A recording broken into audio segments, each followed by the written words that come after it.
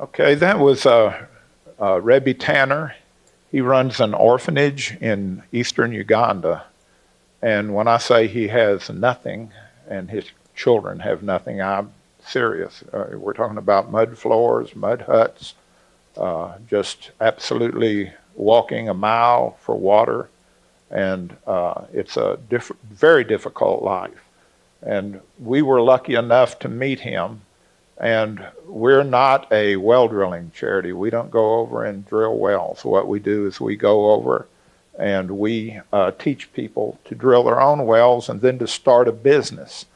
And they make money from their business and they furnish water for their neighbors. And we are lucky enough to meet these people and be able to help them. We help them by training them and we give them the equipment that it takes to drill, which is very inexpensive. So you can bring up the next one now. Next slide. Okay, if you look at this slide, on the left-hand side there's a drawing, and the history of that drawing is real interesting. In 1988, I made an invention. My dad had a drilling company in Tennessee, and we drilled water wells, drilled piers, all kinds of things. And I made an invention then for a drill that would drill a really large well. I'm talking about several thousand gallons a minute. It was crane mounted, a big deal. And we made money with that. And then I moved to Round Rock. And what happened here was I got out of the drilling business, but I still had the drilling business in me. And I woke up, and on the date in that corner up there, I think it's August 18, 2015. And this is how it happened. I sat up in the bed and I scooted back and I said, so that's what I'm supposed to do. And what it was, this original invention came on that date, on that very date. And I knew that I could take that invention and I could drill water wells better and cheaper and faster and of a higher quality than anything that's out there from manual drillers or for engine-powered drillers. But we were going to focus on manual drilling. So what we did is we worked with it. The first wells I actually drilled some by Granger Lake and down in the Rio Grande Valley and all over for poor people in Texas. And we got the invention, got all of the bugs out of it, and in 2018, I had filed it earlier, in 2018, I won the Patents for Humanity Award of the United States Patent Office for my method of drilling. And what we're doing now, we've done over probably 740 wells and trained thousands of people to drill their own wells. The bad part is, we can't get everybody we want to, and we're trying to get funding to do that, but it's a different world out there than what you think it is. Not everybody that gets money to drill wells for poor people actually have an inexpensive way of doing it. It can be very expensive. So we're trying to cut the cost of doing that. So anyway, let me let Carol talk a minute. I'm going to read just one little sentence up here because I can't say it any better than when I wrote it. When the charity was formed, it was started by Russel and his cousin, who is a filmmaker out in California. And they're not business people. Russel's the inventor, and Sam was the kind of the creative person behind that. So in order to get the charity going, they needed some help. And the charity itself was not founded as a Christian charity because Russel and Sam decided the charity would drill for whoever needed the water. But they always felt like the Holy Spirit was leading them. And from when Russel woke up with the idea to this day, the Holy Spirit still is moving us and the charity in lots of the decisions that we're making. So I wanted to share one, and his name is Charlie. It's a neat story. I didn't know Charlie, but Russel went to high school with Charlie in Memphis. And, we weren't ready for that one yet. Well, but it can stay up there. That's not Charlie. But But, they didn't know each other. Russell moved to Round Rock, and they never kept up except on Facebook. They became Facebook friends. And Russell found out that Charlie actually had moved from Memphis to Rockport. And so he was down there doing some work and kind of reunited with Charlie down there. Charlie was sick and was not well. And what he wanted to do is he wanted to go back to Memphis and die where his family was and where his home was. But he couldn't do it. He was in a wheelchair. So he said, Russell, could you help me get back to Memphis? And Russell said, yeah, I'd be happy to. So he was going to take him back. But as soon as they got in the car and he saw how Charlie had digressed, so he thought they're not going to make the trip up there in the car in a truck, because he was going to drive Charlie's truck up there with Charlie and some of his stuff. So he said, Charlie, I'll take you to the airport. You'll fly up there. I'll meet you, and we'll get you settled in Memphis. As a result of visiting with Russell about his invention, Charlie left a piece of property to 1 Million Wells in his will, unbeknownst to us until it happened. And so with the sale of that property, that was the seed money that started 1 Million Wells. And so we felt like the Holy Spirit was definitely in how that worked out. That's and right. You're going to share another story. Okay. All right, we have the right picture up right now. I'm not a public speaker, and I'm not the kind of person that can go in a business meeting with people that I don't know and ask them for money and explain why, it's going to help the world. And so we needed someone that could do that.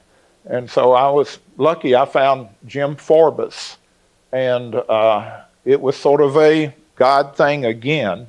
And Jim now is our director, and he travels around the country attempting to talk to people and explain to them that what we're doing is we're teaching people to fish. We're not going out and fishing for them. And so we're able to spread the word, and he's a Christian, very Christian guy. And so it's sort of a story that I need to let Carol tell you. Jim and I were married, and that's my first husband. And when we divorced, our son was about 2 years old. He was little. And Jim lived in Memphis, and Russell and I later got married and moved to Round Rock. And our son, who now is 46, was telling his dad about what this dad was doing with 1 Million Wells. So in January of 2020, Jim called us out of the blue and said, I want to come down and visit with you guys. I've got some ideas. So we met him at La Margarita, one of our favorite Mexican places to eat. And Jim said, you know what? I want to come on board because I think you need somebody like me. He's the inventor, but he's not the planner. And so Jim came on board. We sat in La Margarita, and they're moving around the salt, pepper, and the salsa, and the this, and deciding how the strategy could work if Jim came on board. So he has been with the charity since January 2020, and in, I think it was March, the two of them went to India, which is where the drilling had already begun, so Jim could actually see what it was all about. All he knew was what he had heard. And so we definitely feel like that relationship was led by the Holy Spirit, because we don't know too many people that my two husbands talk every day. They travel together. That it's just a unique God-led, Spirit-led relationship. And Jim has been the major fundraiser and the strategic planner in all of this. And so their first trip was in March of 2020 to India. And they had to come home because everything was shutting down due to COVID. So because Jim had already come on board, Jim was able to take it from there. And even though it was shut down from COVID, Jim was able to manage a lot of what the behind the scenes needed to be done. I think we're ready for the next. Yeah, next slide. Okay. The purpose of 1 Million Wells is to train people and to get them equipment. Our biggest expense is buying a single drill, but a single drill can last 25,000 lineal feet of drilling. So The small cost, it cost probably between $1,200 and $1,500, and so it's such an inexpensive tool that we're able to train a lot of people and give a lot of tools away. What you're seeing up here on the left-hand side, we're training them. We have two types of drills. We're training them with our long-lasting steel handle drill in this case. And there's a group there. That's probably just part of the group that we were training that day, but typically we train somewhere between 10 and 100 people. And of course, we can't finance drills for everybody. I probably have 1,200 people right now that if they had a drill, they could go to work.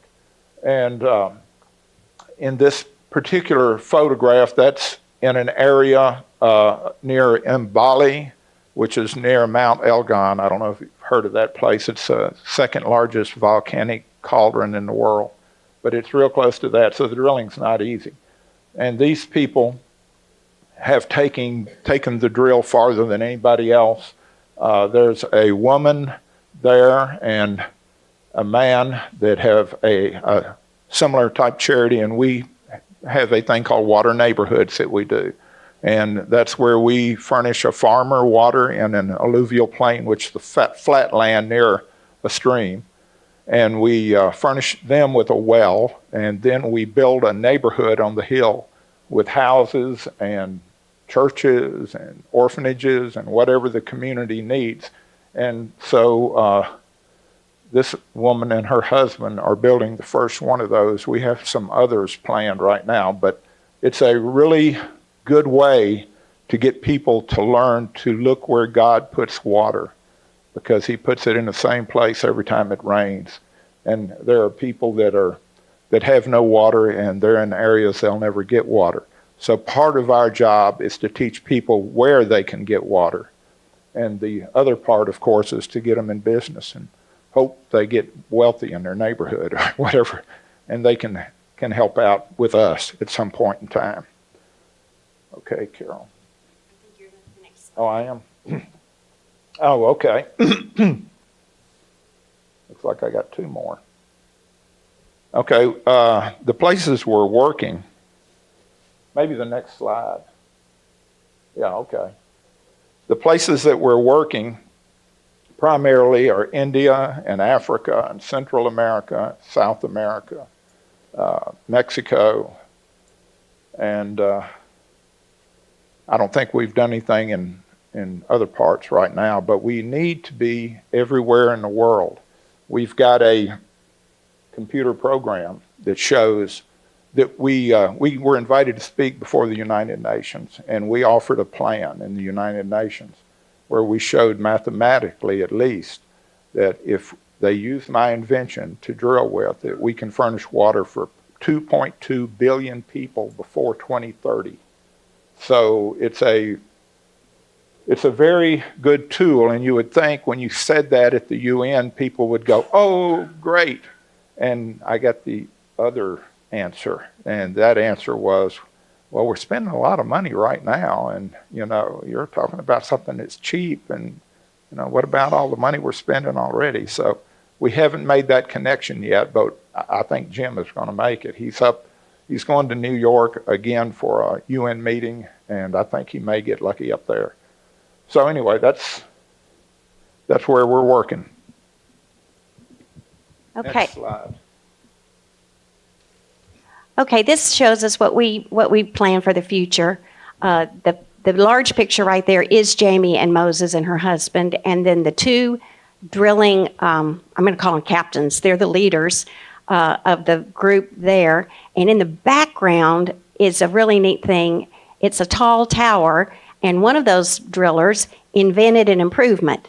And so this is also the exciting part. The people may not have an education, but they're very smart. And those two drillers have invented several other improvements to Russel's invention. And so we encourage that. And so the future is to have partnerships like this with other charities there that are already that already have orphanages. They may not be in the right place. That's the problem. They want the water, but the water may not be there. So to try to encourage them. The top right-hand picture is Russell with a broken tibial plateau. And that happened during COVID, and he couldn't do much of anything, so physically. But with his phone, he could type in a few numbers, and the money was sent to the drillers in India every 2.5 days. They put in a well. And so that symbolizes the technology that the 1 Million Wells would like to move towards, using technology.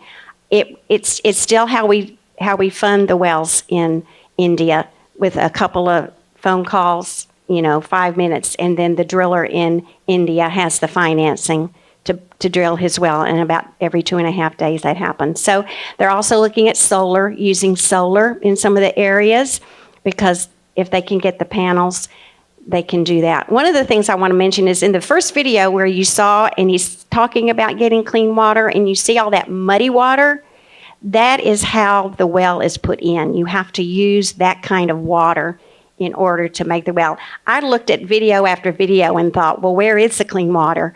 Because I didn't understand the process. So I just thought I'd explain that to you. The other two pictures show groups in Guatemala and Honduras. And so the emphasis is also on moving towards the Western Hemisphere, where the travel is easier. It's less expensive to travel there. People that want to join a training group maybe could go to one of those places where they don't have to spend 4 or 5 days traveling. One of those groups, they have taken the drills, and they have a tilapia farm. So they found a way to use the water, not just for drinking and irrigating, but to have another kind of a business. So that sort of is the future of where 1 Million Wells would like to go. I think you said there are like 700 wells put in right now. More than 700, and literally thousands of people. It could be, we train 3 people each time we drill, so it could be, 2,100 people. And then they train people. And then they train people. One thing that I'm going to interrupt is Russell met a man, a doctor, that wanted to drill in Honduras because he'd already been there on mission trips before and wanted to take his daughter. And so they did that, and when they came back, he said, you know what, I've got some property up in Reagan, which is just maybe 60 miles down the road, and y'all are from here, and y'all are welcome to use that for training. So you just see how the Holy Spirit is just moving so many people to get on board and do that. And so I think we're ready for the very last slide and to say our thank yous.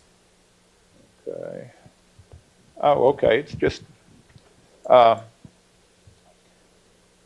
what I'm wanting to do is remind people how difficult other people have it in the world.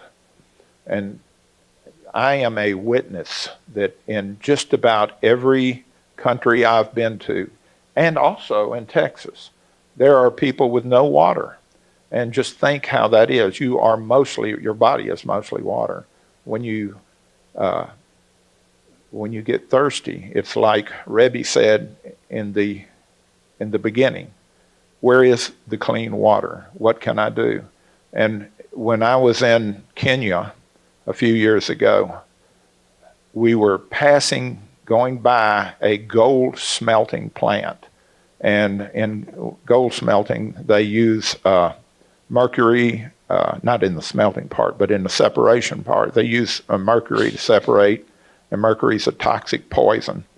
And they discharged their water directly into a stream, and we were going to go around that plant and take a different road, and we went down that road. We got to the bottom, and there were 2 children and their mother with 3 5-gallon cans taking that water right out of that plant.